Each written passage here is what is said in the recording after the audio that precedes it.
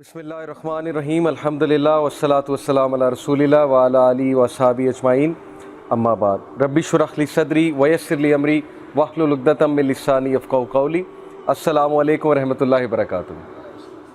जज़ाकुमुल्लाह खैर, आप सब आए और माशाल्लाह काफ़ी चेहरे वही हैं जो पहले हलका में भी आए थे। तो जैसा कि आपको पता है कि ये जो हमने हलका स्टार्ट किया है इसका नाम है थिंग्स दैट मैटर, और इसमें हम बात करेंगे ज़िंदगी में उन चीज़ों की जो असल में मैटर करती हैं, जिनको हम इग्नोर कर रहे हैं और जिनकी वजह से हमारा सक्सेस है। उनको छोड़कर हम वो चीज़ें फॉलो करने में लगे हैं, उन चीज़ों की तरफ दौड़ रहे हैं जो इतना मैटर नहीं करती ज़िंदगी में, और उसकी वजह से हमारी ज़िंदगी में परेशानियां हैं, वरीज़ हैं, स्ट्रेस है वगैरह वगैरह। तो आज मैं आपसे एक हस्ती के बारे में बात करूंगा जो टॉप प्रायोरिटी हमारी होनी चाहिए, जो नंबर 1 पे हमेशा होनी चाहिए, एंड दैट बीइंग इज़ अल्लाह सुब्हानहू व तआला। तो अल्लाह ताला कौन है, अल्लाह ताला का एसेंस क्या है, अल्लाह ताला की हमारी ज़िंदगी में इम्पोर्टेंस क्या है, अल्लाह ताला मैटर क्यों करते हैं, और अल्लाह ताला को टाइम क्यों देना चाहिए और अल्लाह ताला की क्यों माननी चाहिए, ये कुछ सवालात हैं। हम सबको पता है कि अल्लाह सुब्हानहू व तआला रब है, अल्लाह हमारे रब हैं, खालिक हैं, मालिक हैं। But yet some of us, in fact most of us, fail to obey him. हो जाता है, डिस्ट्रैक्शंस में पड़ जाते हैं, ज़िंदगी की इस दौड़ में खप जाते हैं, टाइम नहीं निकल पाता। पता है नमाज फ़र्ज़ है, उसके बावजूद नमाज नहीं पढ़ी जाती। पता है जमात से पढ़नी चाहिए, उसके बावजूद नहीं पढ़ी जाती। और ये भी पता है कि मदद मेरी अल्लाह ने ही करनी है, अल्लाह के अलावा कोई मेरी मदद नहीं कर सकता। लेकिन इसके बावजूद एट टाइम ऑफ डिस्ट्रेस हम अल्लाह से मदद नहीं मांगते, बल्कि हम इंसानों के आगे हाथ फैलाते हैं, हम इंसानों से उम्मीदें लगा लेते हैं। और इंसानों से उम्मीदें जब हम लगा लेते हैं और वो उम्मीदें टूटती हैं तो फिर जाहिर है कि गम मज़ीद बढ़ता है।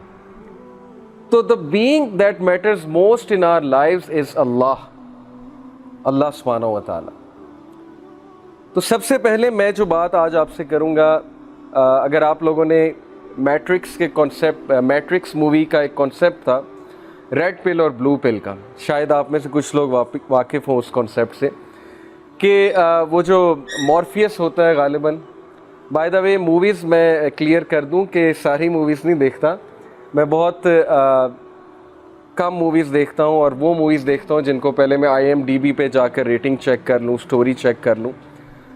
तो इस बारे में मैं बहुत चूज़ी हूँ, क्योंकि ज़्यादातर मूवीज़ आपको पता है कि उनमें हराम का एलिमेंट होता है मूवीज़ में। तो एनीवे, उस मूवी में एक कॉन्सेप्ट था ब्लू पिल और रेड पिल का। मॉर्फियस नियो को 2 पिल्स प्रेजेंट करता है कि ये रेड पिल है, ये ब्लू पिल है, अब तुम्हारी चॉइस है तुमने कौन सी पिल लेनी है। लेकिन वो साथ में बताता है कि अगर तुम ब्लू पिल लोगे तो you will wake up with the same lifestyle, बिल्कुल उसी तरह तुम्हारा लाइफस्टाइल होगा, जॉब लगी होगी, हर चीज़ ठीक जा रही होगी, तनख्वाह आ रही होगी, but you will not be able to see many realities. तुम वो रियलिटीज़ नहीं देख सकोगे जो असल में सिस्टम के पीछे है, कि how the system is working. और तुम बस एक ऐसी ज़िंदगी गुजारोगे जैसे एक जानवर ज़िंदगी गुजारता है, कि खा ले पी ले जी ले। यानी तुम्हारी ज़िंदगी में कोई तहरीक नहीं होगी, तुम्हें ये लगेगा कि all is good, everything is good, लेकिन वो चीज़ें जो मैटर करती हैं लाइफ में वो तुम्हारे हाथ से निकलती जाएंगी। तो ये है ब्लू पिल, कि इसे ले लो, you will wake up with the same क्या कहते हैं, routine, with the same thoughts, with the same conscious. और रेड पिल के बारे में उसने कहा कि अगर तुम ये लेते हो रेड पिल, तो फिर तुम्हारी आंखें खुलेंगी और फिर तुम्हें दुनिया की हकीकत और सिस्टम की हकीकत नज़र आएगी कि सिस्टम चल कैसे रहा है और हम सब कितना डिसीव्ड हैं, हम सब कितने धोखे में हैं। तो अंदाज़ा तुम्हें लग जाएगा रेड पिल लेकर। तो मैं भी जो ये हलका है ना, इसमें आपको ब्लू पिल और रेड पिल प्रेजेंट करता हूँ। ब्लू पिल यही है कि किसी बात में हम अमल ना करें, हम इन सारी बातों को स्टोरी समझें और ना हमारी लाइफ्स में कोई चेंज आए, हम घर जाके वैसे ही अपनी रूटीन रखें, कोई चेंज ना लाएं, कोई तहरीक ना लाएं, हमारे अंदर से कोई आवाज़ ना उठे।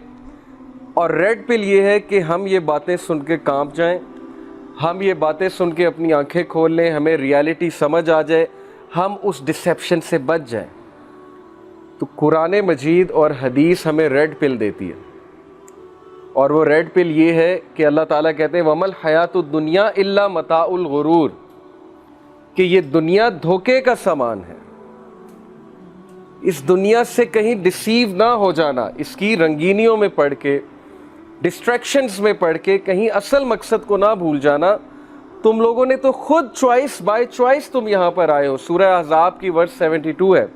اللہ تعالیٰ کہتے ہیں ہم نے آسمانوں کو، ہم نے پہاڑوں کو امانت دی، but they did not accept, انہوں نے ایکسیپٹ نہیں کیا. پہاڑوں نے اور ہیونز نے، they did not accept bearing this responsibility. کون سی رسپانسبلٹی؟ کہ اب تم دنیا میں جا رہے ہو تو ظاہر ہے کہ میں ایک رسپانسبلٹی دینا چاہتا ہوں ساری مخلوقات کو. رسپانسبلٹی کیا ہے؟ کہ دنیا میں جا کے جسٹس اسٹیبلش کرنا ہے، انصاف سے رہنا ہے، کرپشن نہیں پھیلانی. انسانوں نے کہا کہ ہم والنٹیئر کرتے ہیں، تو ہم سب والنٹیئر کر کے آئے ہیں. یاد رکھیں قرآن ہمیں بتا رہا ہے وی ور دیر. لیکن جب ہم یہاں پر آئے تو ہم اس مقصد کو بھول گئے. تو ریڈ پل ہمیں وہ یاد دہانی کرواتی ہے کہ آنکھیں کھولو، نکلو ان ڈسٹریکشن سے، اصل زندگی کی طرف آؤ، اصل حقیقت کی طرف آؤ. یہ ساری ڈسٹریکشنز ہیں جو ہمیں نماز سے دور کرتی ہے، اللہ سے دور کرتی ہے.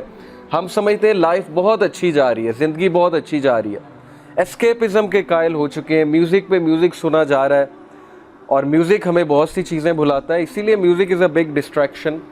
اوکے، تو اس لیے جب تک ہماری روٹین میں تحریک نہیں آئے گی، چینج نہیں آئے گی، تب تک ہم کچھ بھی نہیں کر سکتے.